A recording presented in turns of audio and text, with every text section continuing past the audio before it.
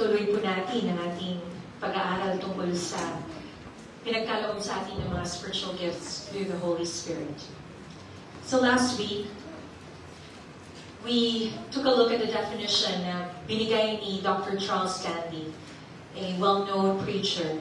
And sabi po niya, tungkol sa ating mga spiritual gifts, it is a specific ability and skill that God gives you and me in order to serve Him wisely and to the best of our God-given ability. And hindi lang po yun, but it is our motivation for all our service for God. Is your gift, your motivation for your service sa Panginoon. By now, my dear friends, it should be clear sa atin what our spiritual gifts are. And it should also be clear sa atin that we all have received a spiritual gift from the Holy Spirit nung muli tayong pinanganak, or our rebirth. And we are to use these gifts for God's glory and for the different ministries na meron po tayo and in the body of Christ. Pero alam natin that many believers still do not take the needed time to know and put to good use ang pinagkaloob sa kanila. Oftentimes, we know we have gifts, na-identify na natin kung ano mga gifts natin, yet we have no room to grow and bloom because we neglect, we avoid, or minsan hindi tayo available. Yet we have to know, my dear friends, that our gifts have been given because there is purpose in them. Hindi na siya binigay dahil we were born again. But these gifts were given because they have a purpose. So, iyan po ang focus natin for this afternoon. The purposes or the purpose of spiritual gifts. How many of you have experienced working on a jigsaw puzzle? If may mga alaga kayo, I think you would have seen this among their toys. And I don't know about you, but when I was younger, I really had a good time solving jigsaw puzzles. What's the most number of jigsaw puzzles you've ever solved? I think the smallest is about 4 pieces, 4 na malalaking pieces, and it can even go up to 1,000 or more pieces. Para sa akin, I think maybe 200 or dyan lang. Di pa ako nakatry, but isa sa mga bucket list ko po is to finish a 1,000-piece jigsaw puzzle. Now, if you've ever experienced doing this, there's a thrill to it. Parang exciting siya that you have that excitement to put the pieces together and finally come up with that wonderful picture. Now, mga kapatid, if we liken our church ministry to a jigsaw puzzle, bawat isa po pala sa atin ay isang piece of that puzzle. Bawat spiritual gift na pinagkaloob sa atin is a piece to that ministry puzzle. And the ministry puzzle is not complete until all of the pieces are in place. Parang katulad nito.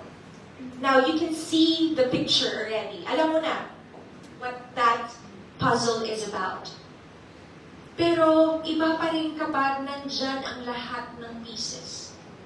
Iba pa rin yung beauty and clarity of the picture when all the pieces are placed.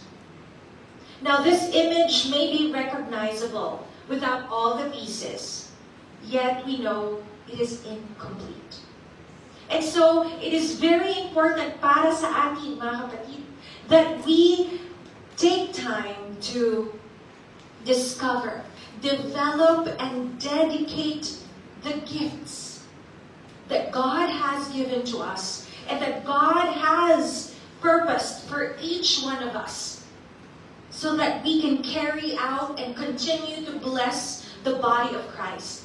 This local congregation, NBCF, na pinagkaloob din ng Diyos sa atin, and the different communities kung saan tayo din naglilingkod sa Kanya. Each gift is a piece in God's ministry, and each gift is important. In Romans chapter 12, verse 6a, mababasa po natin or binasa sa atin, so we are to use our different gifts in accordance with the grace that God has given each of us. Kailangan po talaga natin gamitin ang binigay ng mga spiritual gifts ng Panginoon sa atin.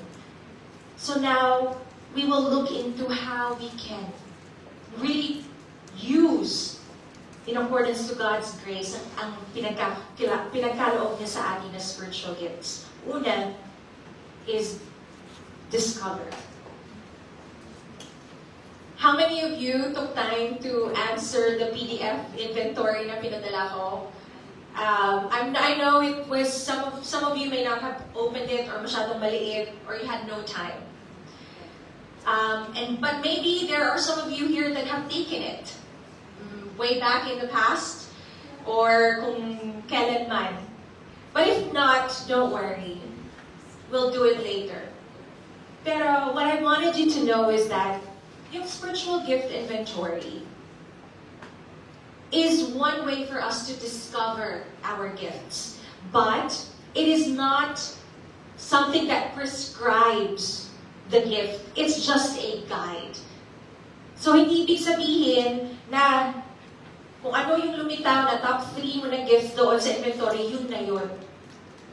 There is more to discovering God's gifts to us over and above po sa inventory na yun. And allow me to share with you these important steps we need to take so we can continue to discover the gifts given to us. Una talaga, it is to assess our relationship with God. Having the right relationship with God the Father through Jesus Christ and the indwelling and presence of the Holy Spirit, my friends, is one of the most important keys in discovering our spiritual gifts. Kasi without this right relationship, we will not receive these gifts. Remember, iba po yung natural talents and gifts natin kumpara sa spiritual gifts. Spiritual gifts are only given to the body of Christ, meaning sa mga believers, those who have a relationship with God. Pero syempre, kailangan tama po yung relationship natin. Another step for us to take to discover more our gifts is by taking the time to pray and asking God to show and reveal us these gifts. Sa pamamagitan din po ng pagbabasa ng kanyang mga salita at paglilingkod sa kanya kung saan tayo ngayon. And the third step to discovering our gifts is to also ask. Ask the elders. Ask your fellow members in the body kung may nakikita ba silang mga spiritual gifts in you. Kasi sometimes, hindi tayo aware, meron pala yun sa atin. And so, bilang mga mirrors to each other, we can also discover our gifts when we learn to ask each other. But why, my dear friends, is it vital that we take time to discover? Bakit nga ba kailangan i-discover natin ang mga gifts natin? Well, allow me to share with you an illustration na binigay ni Dr. Charles Stanley sa isang sermon niya on spiritual gifts. Suppose there's a birthday party and several people were invited to come. Now, just as the birthday cake was brought in, may nangyari. The person carrying the cake slips, and the cake comes crashing down on the table and syempre, nalaglag sa sahig. What could be the possible reactions of people? Maybe some might go to the celebrant and hug them and tell them, "Ay, Huwag ka malungkot. Okay lang yan, okay lang yan. Sige lang. Another would say, or might stand up and start assigning tasks to do. Okay, mga kapatid, someone please get a tissue paper, get a broom, a mop, habang akong bahala dito. Sige na. Tulong-tulong na lang po tayo. Or maybe, there are others, bago pa matapos yung instruction, nandun na sa kusina. Kumukuha na ng something to clean up.